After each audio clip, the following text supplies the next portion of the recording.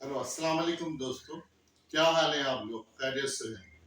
आज आपको एक बड़ी राज की बात बताऊंगा, लेकिन इसके बाद जो कुछ आपके साथ होगा वो राज नहीं रहने दिएगा, क्योंकि राज तो वही तब तक राज है जब तक छुपा रहे। अब आप देखें, दुनिया के जितने भी बड़े इवेंट्स होते हैं, जितने बड़े मुकाबले होते हैं, आप ओलंपिक को ही देख लें। ओलंपिक में जितनी भी खवातीन एथलीट्स पार्टिसिपेट करती हैं, जो गोल्ड मेडल जीतती हैं, आपको पता है उसके पीछे कौन होता है? आप सोच के बताएं। हाँ, उनके पीछे मर्द होते हैं। मर्द उनको ट्रेन करते हैं कि वो कामयाब हो। तो औरतों की कामयाबी का राज मर्दों की बात मानने में है, ये औरत मान ले। लेकिन ये बात भी जरूर मान लेना चाहिए कि ये बात अपनी बेगम को बताने से पहले आप खाना खा लीजिएगा, वरना हो सकता है आपको खाना ना मिले। मैंने तो खाना खा लिया सुबह। अब मैं जा रहा हूं अपने ऑफिस।